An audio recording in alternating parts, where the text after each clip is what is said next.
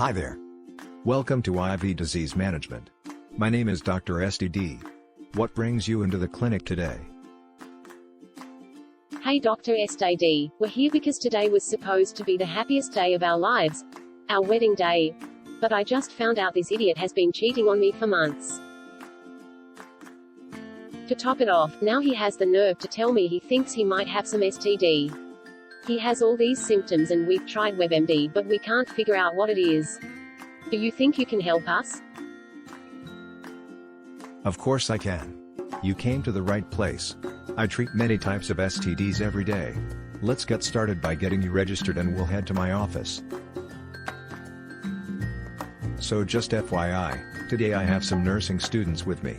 I know I already told you what STD you have, but I want them to try to diagnose you too. Is that okay? Yes.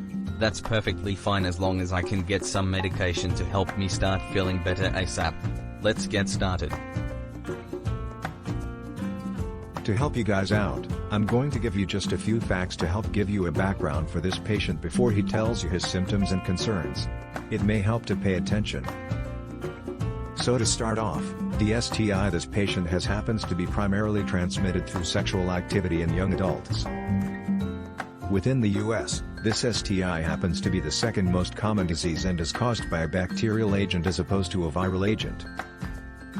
Lastly, back in 2018, the CDC reported that about 1.6 million new cases arose of this disease and more than half of those infected patients were between the ages of 15 to 24 years old.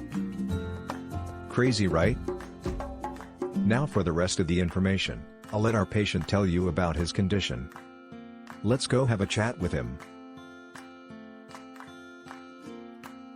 To help the process along, I'll ask the patient questions and you guys just sit back and observe. Make sure to pay attention though, because there may be a few more Kahoot questions along the way. To start off, just go ahead and let the students know the common ways this STI is transmitted from person to person, and how you manage to get it. Well, I guess there's no point in trying to hide it anymore. What do I have left to lose now? So like my wife mentioned, I've been having an affair for a few months now. The doctor mentioned that my STD is primarily transmitted through sexual contact or contact with any bodily fluids.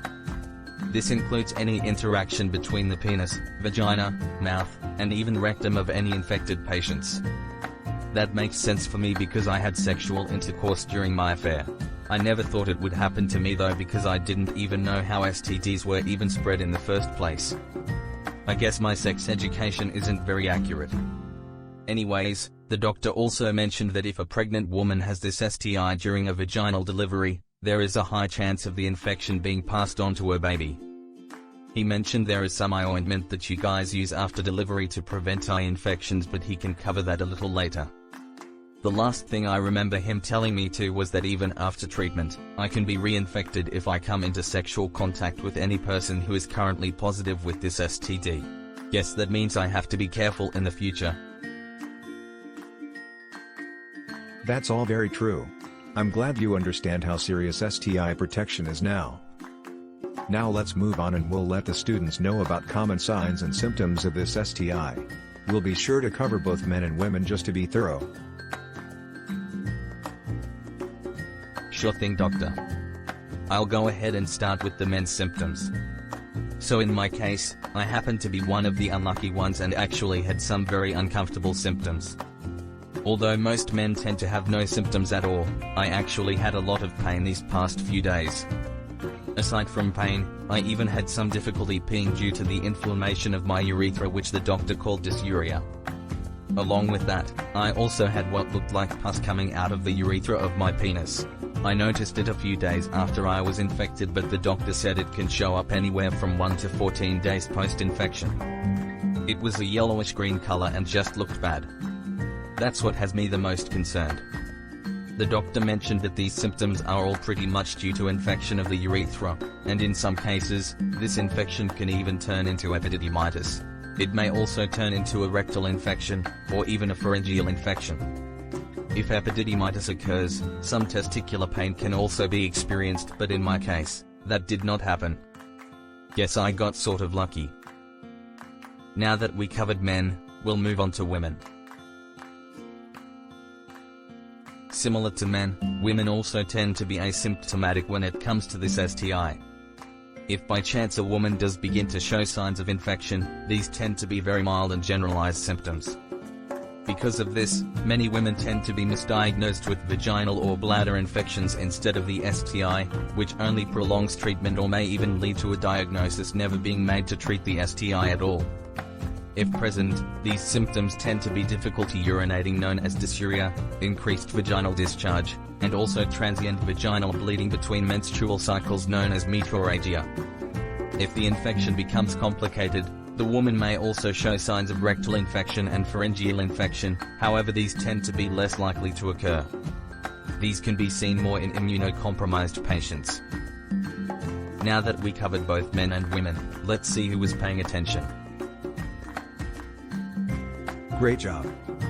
Now let's go over the possible complications and long-term effects this STI can have on both men and women. Then, we'll wrap it up with how we're going to treat your STI so we can get you on your way. Sounds good. So when it comes to complications, this STI can have some pretty gnarly long-term effects in either sexes. In women, this STI can easily spread into the uterus or even the fallopian tubes. If infection of these structures does occur, the woman is at high risk for developing pelvic inflammatory disease. In PID, the women can develop abscesses, chronic pelvic pain, increased risk of ectopic pregnancy, and even infertility if the scarring is severe enough. In men, like mentioned earlier, they can develop infection of the epididymis known as epididymitis. This condition is very serious because it can also cause infertility in infected men just like PID in women.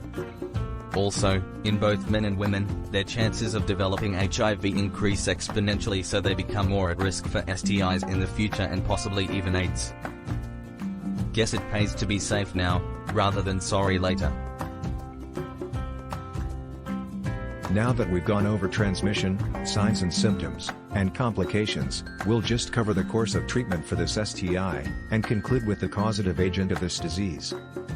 We intentionally put the agent at the end because we're afraid it may give our STI away too quickly. In infected patients, the expected course of treatment is an intramuscular injection of ceftriaxone, 500 mg in one dose. However, to be most effective, both partners must be treated to prevent reinfection. This is the key to eliminate further complications and spreading it to others in the future. Also, as mentioned earlier, there is an eye ointment that has become universally used as prophylaxis for eye infections in newborns caused by this STI. This eye infection is known as ophthalmia neonatorum and can cause purulent drainage, corneal perforations, blindness, and even sepsis. The ointment used to prevent this complication is erythromycin ophthalmic ointment and is instilled within 1 hour after birth in all newborns onto the lower conjunctiva. As you can tell, this STI is very dangerous for all ages. Finally, to conclude our appointment, we're going to reveal what the culprit behind this STI is. However, we intentionally are leaving out part of the name because it would reveal too much of the STI's name. Sorry, we're not making it that easy. So after running our labs, we determined that our causative agent is Neisseria blank bacterium. The tests that are used to diagnose this STI are nucleic acid amplification tests. All that's required is a simple vaginal or urethral discharge sample and patients are able to be diagnosed fairly quickly. We've also decided to include a picture just so you can see how terrifying this bacteria is up close. Look at it, it even looks scary, doesn't it? Well, that concludes our visit today. We're going to go ahead and discharge our patient and send him on his way. Thanks for your help. See you later, loser.